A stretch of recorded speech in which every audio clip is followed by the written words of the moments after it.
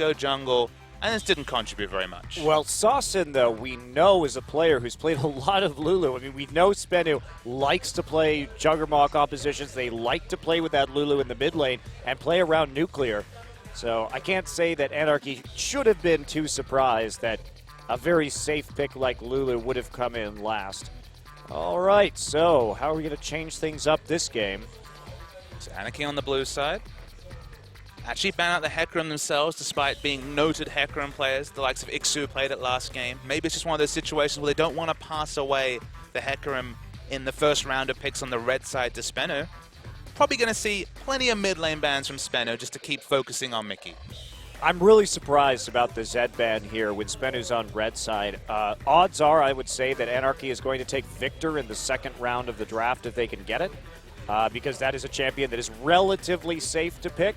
And Saucin, he's the only real assassin he's shown a lot of talent on has been LeBlanc. And with the LeBlanc nerfs, I don't think you're quite as worried about that anymore. Do you ban LeBlanc if you're SBENU? Because it's still...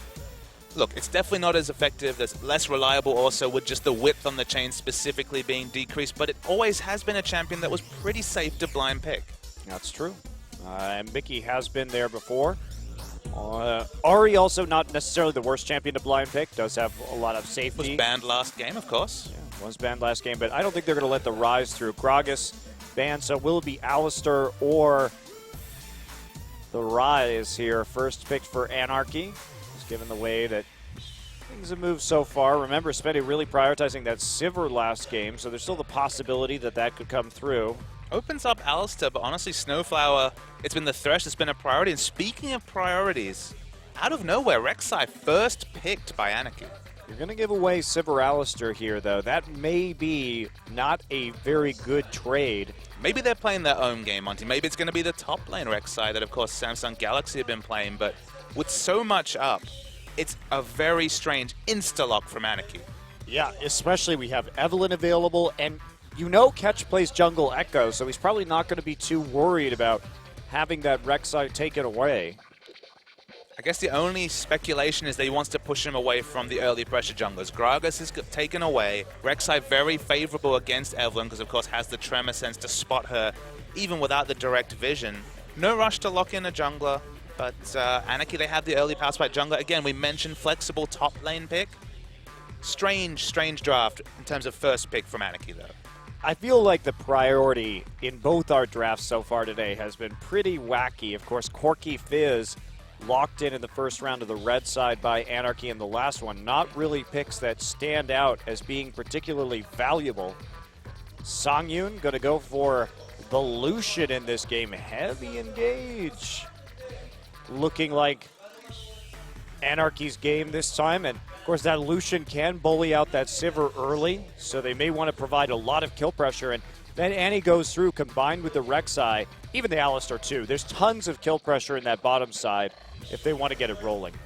When we did see when we last saw Songyun play this Lucian, it was another game where Ku Tigers really got on top of him. It was game 2 in that series. After it's really being bullied around on the Kalista, it was much the same story on Lucian, so we're interested to see where Anarchy do go with their support pick. Do they go for a roam-heavy champion like the likes of Alistair, Annie? Do they just go for the safe Thresh that, of course, is still available? Speaking of safety, Maokai, that pretty much confirms it's going to be jungle Rek'Sai first pick priority from Anarchy.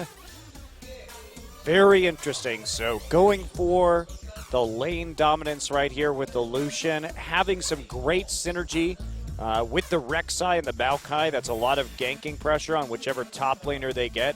Very easy to chain that CC together. So SBENU has to pick a solo lane now alongside their jungler. What are they going to go with in the end? Evelynn, not that attractive of a prospect into Rek'Sai. Of course, you can't see her with the Tremor Sense. Very obvious Rumble pick as they have the Sivir, so they can't even have the speed to disengage off of the Equalizer. Looks like they might actually look for the Fizz. This has definitely been the laning matchup choice. With the Smite Summoner choice by Soul, you have to think top lane Fizz, the Cinderhulk Fizz, by far the most popular this season, is going to be locked in by SBENU. And that is almost certainly a top lane pickup, but we'll see if Anarchy wants to mix it up. Victor would be very good here. You do have the peel for that. We haven't seen Snowflower play Bard yet, but that's another powerful tool if you want to go with a less mobile mid laner. What a world it is where Alistair makes it to the 5th round of picks. I don't understand the priority tonight, Papa Smithy. I really don't. But we could just go for the Mickey special, the Ahri, probably the only impressive Ahri player we've seen this season. Even Faker not looking too great on that champion. Picked up an MVP on the Ahri in his last performance, had it banned away in game 1. Again, it's a safe blind pick. You can still split a lot of lanes. You have ranged wave clear. It's a very reliable pick. Snowflower hasn't found a lot of success on the Alistair, but just by virtue of it being available, and again, a very strong 2v2 lane with Lucian, it's locked in. Well, there we go. So Ahri going to be the blind pick here. And, or perhaps not, depending on where that Fizz goes, but is likely just to go into that top lane. Waiting to see where SBENU goes with their mid lane pick. I mean, they need some sort of primary engage right now. They have nothing for primary engage at the moment. They have the sweet insect kick. Okay, reliable primary engage. Fair enough. That's what I qualify as primary engage, something that you can get off in most circumstances to make the team fight go your way. I mean, the Azir engage with the ultimate is a form of engage, but it's right next to insect. There's a reason why Azir Sec is one of the pet names for those Azir initiation options. It's a decent lane against Ahri, not ideal because again it's assassin versus control mage matchup. Orianna's would be a similar kind of champion this particular comp, but again, not necessarily the most reliable ball carriers. Karma is the lock-in. Where is the Karma going is the question. Is it going Karma's mid lane, yeah, it's for gonna sure. have to be Karma mid. Of course, it feels like a lot of the changes were about maybe moving some power away from Karma mid. Still going to be a lot of utility. Still going to be a super fast team comp between Nuclear and the On the Hunt, and of course the Mantra E. But this is a surprising pick. Very strong laner though. So basically, what SBENU is doing is they are just rebuilding their composition from last game, except without the Lulu. This is the next best thing to Lulu in terms of getting team-wide speed down to make the picks and to pile on through that they had in the last game. So this is kind of a Band-Aid fix. I don't think it's as good as the Lulu, but we'll see how it works. So, I mean, in a lot of ways, I think you're correct, Monte Cristo, of course. Very good wave clear, even at level 1 coming through from Karma. Strong laner, safe laner. I guess the big difference to me between Karma and Lulu is that Karma's damage, her only damaging spell, the Q, is blocked by tanks. It's blocked by the first target, so you don't have any real backline damage threats, and even the auto attacks aren't quite as formidable, so it doesn't really necessarily plug and play quite as well. Right, and the difference is you have the team-wide speed up instead of just the Whimsy going through. You still have that really big shield. I mean, Karma's base shield is so big, but the team-wide speed up doubling up on that Karma and the Sivir. We're going to get into game 2, guys. Between Anarchy and SBENU, a very interesting mid lane Karma appearing. Let's see if it works.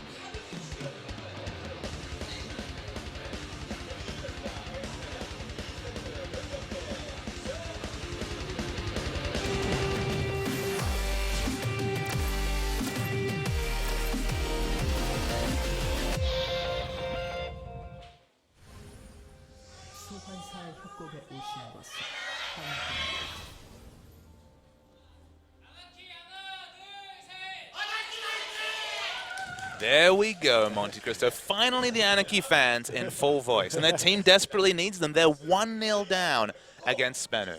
Yeah, this is a situation that is rather unpleasant if you're Anarchy, considering that SBENU has yet to put a win on the board in a best-of-3, but they're 1 game away right now.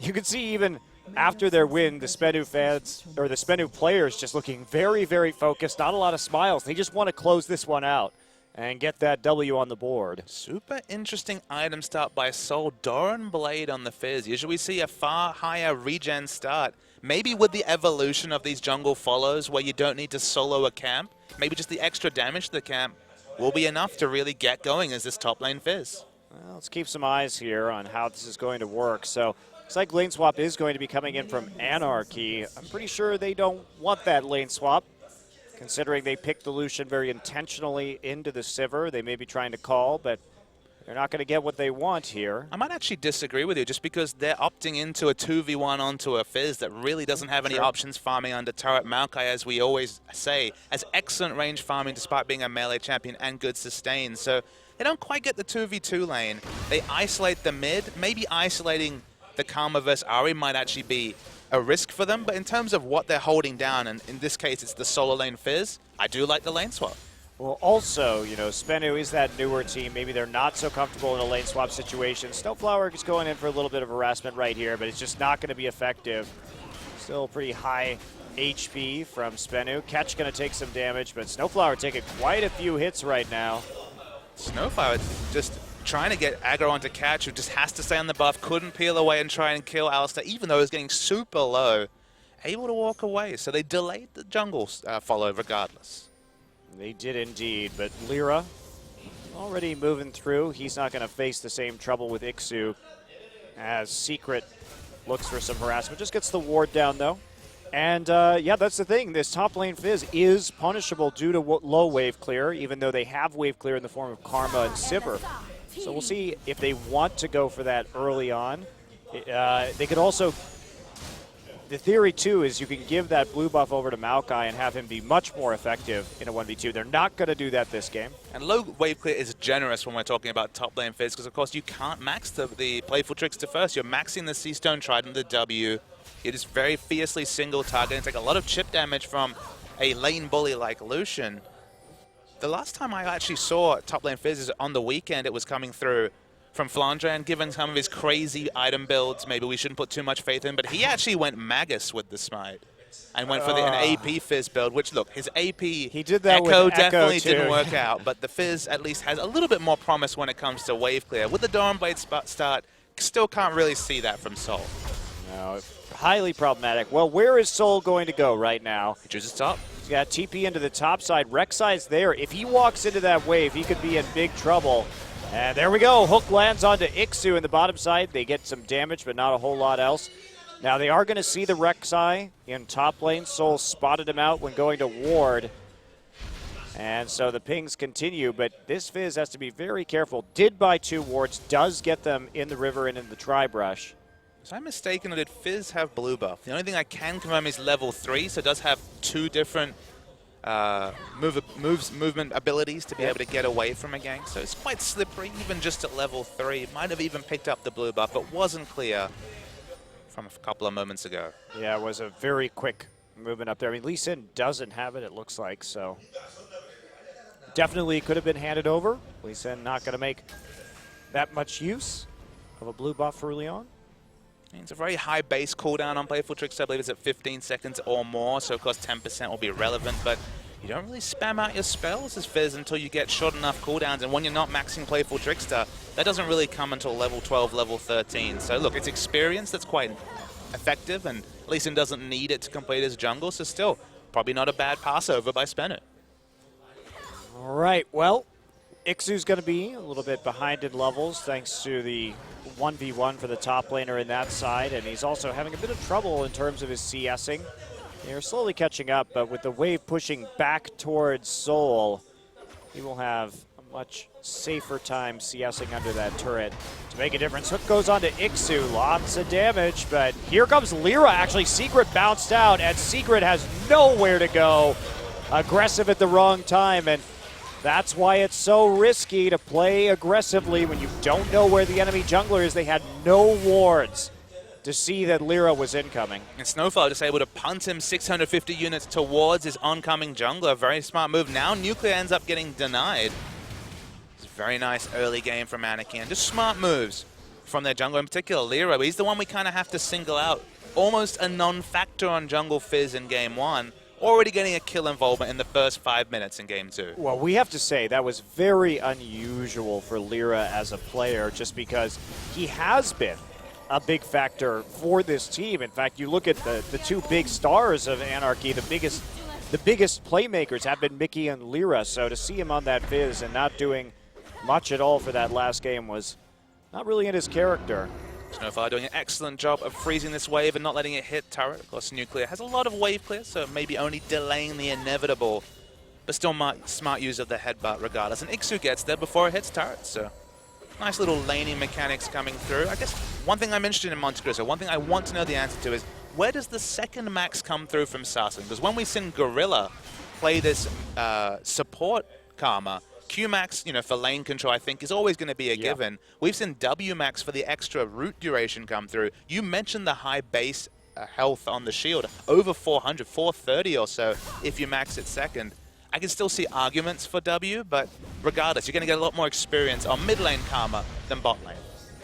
I think that E-Max is so valuable, though, because her mantra E is, I'm pretty sure, the biggest shield in the game at 400 plus? I think 430 was the number I just said. It's around there. Yeah. We were looking that up last week, I know, and it is just an absolutely massive shield, and with some AP, it's going to be even bigger. But you have to remember, very quick access to a 3.25 second point-and-click hard CC in the route from the W has to be respected as well. So we'll definitely keep our eyes on where Sassen's going with the max. We remain to be convinced that Karma can be this solo lane threat, but given that it's purely utility, can it just be a backup Lulu?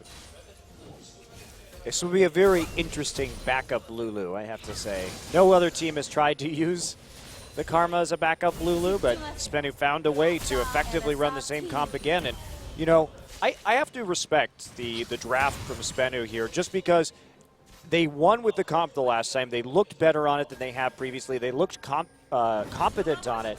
And as a new team, it looks like they finally found something that may work for them. And the solution is, if the Lulu is bad, well, we can still run it with just a slightly different pick in the mid lane that accomplishes the same thing. So instead of focusing on trying to play multiple strategies, they're just trying to play the same strategies with as many different champions as they can. And one of the things I asked you off air was, when it comes to this SBENU lineup, what's their real point of optimism? Because you never want a team that's just dead last, and you're like, okay, it's another 2-0, why are we even watching this game? Just the fact that you verbalize that point, Monty, let's think of a team that's right down the bottom with them and Samsung. We think of Samsung more optimistically. They've been definitely guilty of bringing out excellent strategies in game one, having a key champion banned, and then being like, I guess we just sort of run the same thing. In this case, SBENU has had the target champion banned, but actually innovated a backup strategy that fits the same role and doesn't just give them the remnants of the previous comp. It's actually a very smart, astute adjustment. So it's good to see that from SBENU. It's something more than some of their contemporaries can do. Soul's under a lot of risk, but Ari's already backed away, so probably not going to be too much in the end. Okay, well, they're going to see this Rek'Sai up in the top side, and that's going to prompt the Dragon. I mean, this looks like very similar to last game where Lyra wanted to gank that top side and used it to give up a Dragon. He's just not going to get there in time, even with the Void Rush. Oh, he stole it! Songyun comes in with the culling and actually takes it off the reset. Mickey's there, dash into the back of the pit. Songyun not going to go down from the ignite. And now everyone piling into the pit. Soul's trying to get the damage down. Mickey continues to fire from the outside. They're focusing down. Songyun comes back for some more damage. Still 3 people in the pit. Mickey has to flash out, but he's going to get some return damage on that. Mickey, why would you stay? Why would you stay is the question. Why wouldn't you finish the Dragon if you're SBENU? They tried not to look at the explosion as they backed away Monte Cristo. Fell down to 9 health, then re-leash. Didn't pick up the objective and lose the kill trade. So real head scratcher from SBENU. And Anarchy undeservedly pick up the advantage early in this game. Wow. That culling from Songyun, though, for the steal was pretty hilarious. The 20 damage a bullet culling. Wow. Well. So watch this replay. So they just walk away. Siva, even Catch loses interest. Thinks it's dead. It's not. And you're watching the culling. Smart move from out. It was honestly going to be Snowfire or Songyun. They're the only ones that had cooldowns for damage. And then obviously at this point, everyone's just all over because SBENU was already backing away in different directions. They pick up the first kill. And just a comedy of errors from SBENU. Yeah, I mean, even from Anarchy right here, sure, they do a good job of cleaning up these kills. I especially like Songyun coming back in to get some damage down. But look how long they wait here. I mean, Nuclear's still full HP. You can't make this play. And you especially can't make this play right here, Mickey. You know, I love your confidence, but just get out. You already won. And even if he had complete information and knew that that area wasn't warded, there's still always the risk that the skill shot hits from Lee Sin. It just wasn't a percentage play, and maybe we shouldn't be surprised. And in a battle of the bottom 4 teams, percentage plays have been pretty much abandoned. Yeah, well, Anarchy, in spite of the errors, still comes out with the win in that team fight off of a very ridiculous Dragon Leash. Everyone just decided to leave. Everyone had somewhere better to be. Sivir was like, I'm out of here. There's some creeps to go and clear. Oh, dear.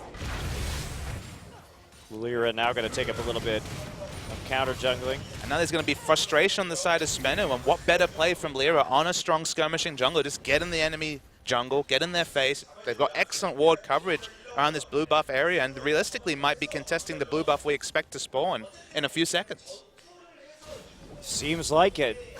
Anarchy gave up a lot of blue buffs last game, and now trying to be better around that objective. You notice there's a big vision difference for Anarchy between this game and last game. Now they want to go for the dive. They do have the Alistar at level 6. There's the dive coming in.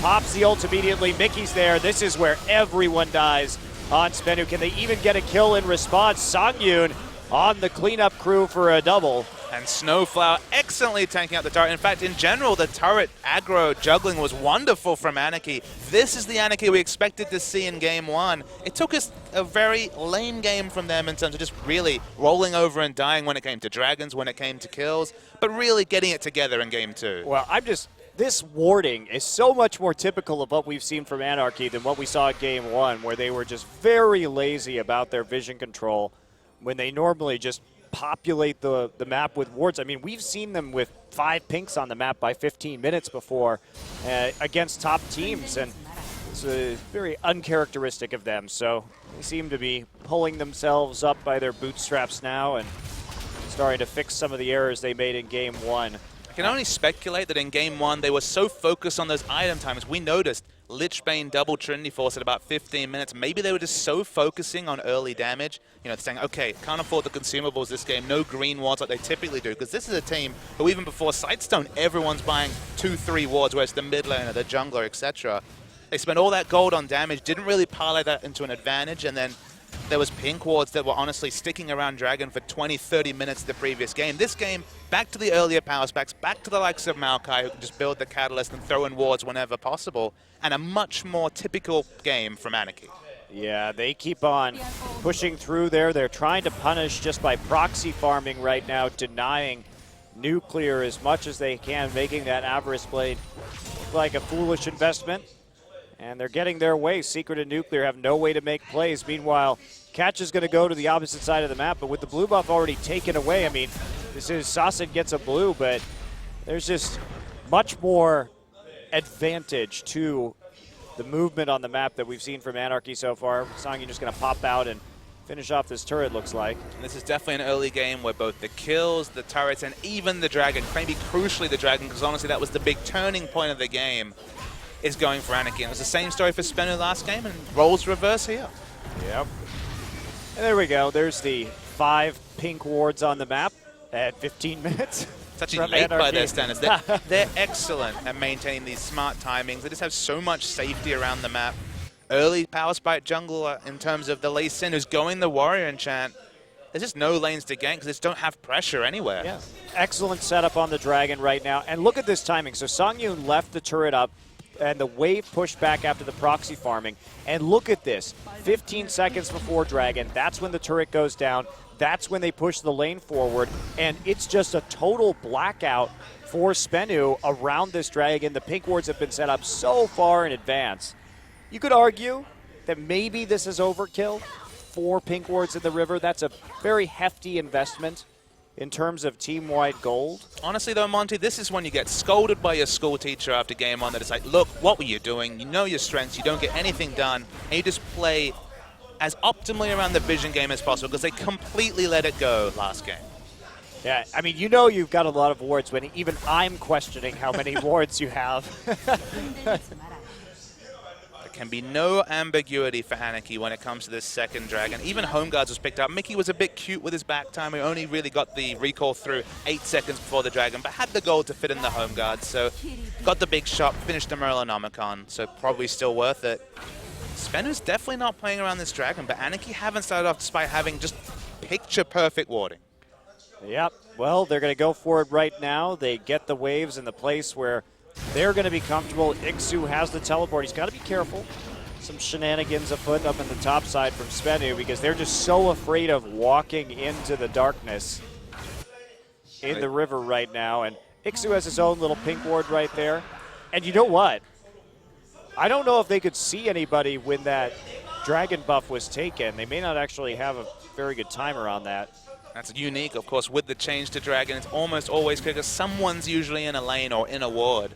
So that would be actually a unique interaction, and maybe that means the timer for the third dragon, the all-crucial third dragon, may be slightly astray for SBENU. I'm not sure. I was looking at the top lane. I'm not sure if Mickey was actually back in mid by the time it died, but it would be a little bit close. You're obviously going to have some sort of vague idea, but it may not be precise. So, Songyun now walks into top. He's got that Infinity Edge already, and Sasin taking some damage. Snowflower there. Soul getting knocked around, skirmishing smite onto Songyun. Snowflower, the designated fish tanker, and there you go. Finisher from Lyra. Had to use the flash. Also caught in the transition is Catch. Don't have quite enough damage to take him down, but Anarchy completely dictating the pace of game 2. Well, Soul just can't do anything right now. He's got Cinderhulk into Trinity Force. Well, I hate to say it, that's not going to help you against Songyun's Infinity Edge. So if a rabbit's foot is the lucky charm, what could the equivalent be for the Fizz Locket? I don't know. Is this a joke? Is there a punchline coming off of Smithy? Just asking a question for what's unlucky, Montecristo. Okay. Sivir Ultimate's pop. Snowfire's looking for an angle for the Pulverize. Doesn't quite get it. It's actually falling very low in an Ignite. Running on re-engaged by Soul. They really want to get this first kill on the backline onto Snowfire. He's actually going to survive. At least Lucian's completely upped away from his team, and no kills come through despite the commitment by SBENU. Now SBENU, they wanted to go in right there. They tried to make something work. They know they're in a desperate situation, but even though they chunked out some of the members of Anarchy, there's just no follow-up in any reasonable regard. Look at the side wave control again. This is something that SBENU had issues with last game in spite of their win. They just can't get pressure on the map, and now they just have to break apart.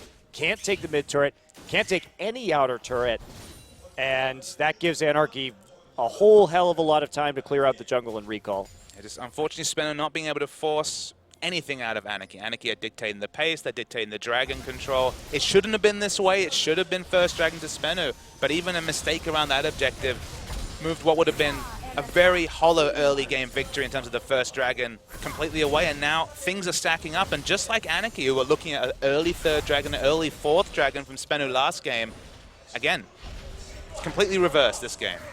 Yeah, it is. Well, Anarchy moving in. They're going to try and see what they can do to catch, just getting a small amount of damage before the Karma Shield comes through. Karma Shield's already very potent, but the damage is certainly not there from Nuclear, and that's going to be the big difference. Even if he lives slightly longer, he doesn't have the damage to back it up. And when you run these one-threat comps, you can argue that Soul might be a backup threat, but with Cinderhulk and Ashin not going to be doing too much damage, you live and die based on the fact that Sivir can put out damage. Yeah, and also, I mean, just the item disparity. 2 core items already done, 0 for SBENU so far. And a lot of that is that 50 CS difference from Songyun. Remember how much work he did zoning Sivir off the turret with the proxy farming in the bottom wave. And that's exactly the benefit that Anarchy's vision control had, because it made it so unsafe for Nuclear to even walk up to his tier 1 tower that he didn't really have a choice besides to lose a ton of CS straight into the bottom tower. See, the Chum does hit into Karma, but very tanky with the shield. It's the same pressure, of course, that Snowfire himself felt against Tigers. The same sort of pressure that Gorilla was able to put down in the bottom lane with Prey. So reminiscent of that, Anarchy looking for an initiation. Snowflower hasn't got flash available, but look at this poke damage from Songyun.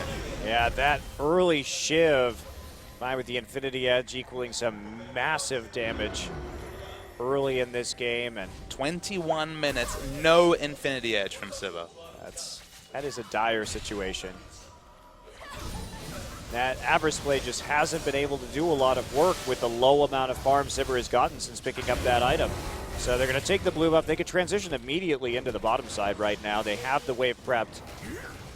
So they're going to do eventually, as soon as Mickey makes his way over for the blue buff. Picks up the blue. Dragon's a minute 20, but there's decent red ward coming through from SBENU. The pink wards have been slightly cleared out. Definitely not 5 on the map at the moment, but a couple in the inventories. Mickey's looking for a pick on to catch, but it won't come together. Yeah, difficult to make that go through against the Lee Sin. Maybe blowing that Spirit Rush a little bit early, but he should have it up by the time the next dragon rolls around and any fight starts to appear. So Ixu is clearing out the top side, and they'll move on from there. So it's about time we see Anarchy back off, start to set up their wards again, get control of that dragon, and slowly ride this out with the large lead that they've accrued in the first 22 minutes of this game. Really don't agree with Sol so far behind. Decent CS, but no real kill involvement, just struggling. Going for a Trinity Force build in a game like this where the team has so little pressure. It's not like Civ has been able to wave clear and draw pressure in other lanes. So going for the Cinderhawk Trinity Force build, it's going to be very long time into this game. And the burst damage, is that really going to be a big tool for them with the power spikes Anarchy have already hit? Well, damned if you do, damned if you don't. You don't have damage if you don't have, because of Sivir's delay on our build. Yeah, that's fair. And if you have, pick coming in. Not sure about that. Mickey has the Spirit Rush already. Ultimate popped as well. Sungyun's completely out of position. No defense for him whatsoever, so it's going to be an easy kill. They can choose who to give to, although Maokai's here. It's still 4v3. They're going to win the engage, though. Mickey picks up one, going to pick up another one, and Sungyun survives. Wow, Sungyun right there. The fadeaway culling actually doing work. And what a good teleport from Ixu to get the necessary pressure. Mickey going to get hit by the fish. Mickey going to go down after his double. And it doesn't look like they're going to be able to finish off the Fizz in the end. They may want to turn onto this dragon now, going for the tier 2. A little bit ambitious without any wave clear there. But Sungyun survived despite what? On the hunt and the shield and the speed being put out from Karma. They got there so much faster, but they didn't have the damage to actually take him down. Rode him off too early. It's going to be the 3rd crucial dragon coming through from Anarchy. They don't walk away from it in that situation. Sol can't pick up the steal. Looks for a kill on the backside, but it's going to be difficult for the Fizz. Wow, really don't know about that teleport from Sol. That was a big cooldown that they could have used in a more meaningful capacity. They didn't have the follow-up right there. Let's take a look at Sungyun right here, who definitely should not be there at the moment. He is going to flash out. There's the Sonic Wave hitting him. Eats a Boomerang Blade, and look at that, just barely surviving thanks to Ixu's prompt arrival with the TP. Just a sliver of health, below 100 health, but that's all that matters. Seeing an engage, actually a turret dive coming through from Catch. He dies himself. We're going to see Maokai keep going. Mickey uses the charm, hits it onto Sasa. So much burst damage from Lucian. Kills pile up for Anarchy. And right there, Secret goes down for the double. They could just plow through the mid lane. They can take the Baron right now. Choices abound for Anarchy. I mean, look at the minion wave in top. I know we talk about minion waves a lot, but there's such a huge wave that needs to be dealt with that getting to this Baron is going to be difficult. Yes, it is. Well, nice catch there in the mid, and Catch actually dove that and tried to insect Mickey, but Mickey just Spirit Rushed and got kicked the wrong direction. So was able just to Spirit Rush right back in and solidify that kill. So Catch very ambitious on the fact that he was going to catch out an in-second Ahri. I mean, a couple of minutes before, we noticed Ahri trying to Spirit Rush over the wall to get a catch on Lee Sin. It feels like the mobility not being respected on either side. As with the Baron buff minions, it's still easy to do a lot of tower damage. Secret's probably gotten too cute, gets killed immediately, and there might be more for Anarchy. Trying to disengage right now. Ixu gets his Twisted Advanced Spell Shield, and Sasa's still in the front line, though, and just gets wrecked by the Focus Fire. Catch a little bit of a combo onto him, takes a bit of damage, but maybe a little bit too forward by Snowflower right there. There just wasn't the damage to follow up on Catch, so the CC goes a little bit wasted and costs him his life. Cost of the early game is a 10,000 gold lead for Anarchy. They're definitely playing the sort of League of Legends we expected for them in game 1 and certainly didn't get. They're able to go back with the Baron-empowered recalls. And Sungyun's definitely having the sort of item lead that Nuclear was able to put together in game 1. Now 3 items, including the Bloodthirster. So even being a 500 range AD carry, lots of relative safety in these fights. Yeah, but they lost one of their Baron buffs right now. They haven't been able to put down a lot of pressure with that since they did get overextended a little bit into the turret radius. They're going to try and focus down the rest of these outers. Fortunately, again, the minion waves really moving in their favor. Soul just going to recall, looks like. Sauce in there to clear out the waves. They want to get the blue buff first. I mean, this is kind of just delaying their pressure. Talked about the late power spike on the Infinity Edge at 21 minutes. Soul doesn't have Trinity Force, but he does have Mickey, an easy option to take out, but Mickey just skips past him and engages onto the back line. Sarsen's still alive. Mickey's taken so much damage. Hasn't died himself either. Surprisingly, no one's died. Secret's the first one to fall, and Mickey gets out. Mickey gets out with the help of the shield from Alistair right there. Face of the mountain, doing some work to keep him alive. So, oh, catch. Heal was used from Nuclear to keep him alive. This is a crazy game. Anarchy definitely not looking to delay and prop things. Actually takes a lot of auto attacks. Heal has to be used as well. Soul looks to re-engage. So many low health bars, but the fight's not over. What a sloppy siege from Anarchy right here. I mean, dashing in on Lucian into Nuclear's face when, I know you've got more items, buddy, but you're still at 50% HP. You can't be too confident. And so this Baron really just not being utilized effectively by Anarchy. They've gotten a couple towers, but they probably should have broken the base by now. Finally see that it was the shield max second from Karma. Catch has caught himself, but is there enough damage from early? It looks like the answer is no. Gonna see Catch get in and get cute, but able to tunnel away, and Lyra will survive. Baron buff still gonna be up here, or not anymore, just fell off looks like. So here we go. Back up the mid lane. Now they don't have those Baroned up minions to do work. Songyun has opted to get a Bloodthirster to help out with the poke, and the fact that there's really no tankiness on SBENU, so why get a Last Whisper this early? Finally, they break the base. Maokai on the minimap actually threw a sapling to stop at the last second Nuclear's recall. Of course, he's the only real wave clear next to Karma who's been caught every time he's tried to walk up to a wave. So it's very important they start the recall. They finally break the base. Definitely more of the siege, but SBENU are always looking for an angle to initiate despite being 13,000 gold behind. They don't. Oh, wow. Actually just catching out. Catching Sasin immediately with a combo. Double kill for Songyun. And they're just going to keep moving through this base. Finally look like they'll be able to get an inhibitor after Mickey split pushed a wave right up to that top lane inhib. And Mickey's Ahri reputation is only enhanced by a game like this. We've seen Sarsen caught out multiple times with the charm. Once again, another solo kill onto a turret to open up the objective. This will be the third inhibitor turret that Anarchy will be able to take down. Almost mathematical, they'll win from here.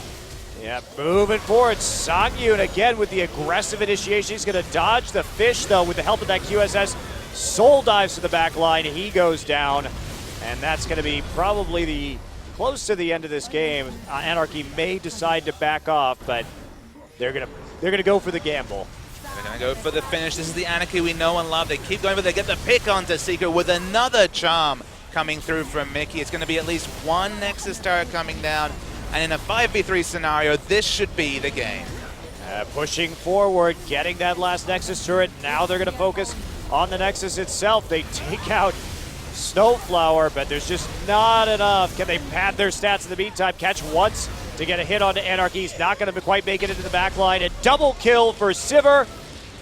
But Ixu and Songyun have enough damage to take out the Nexus, and that'll even us up 1-1 this afternoon.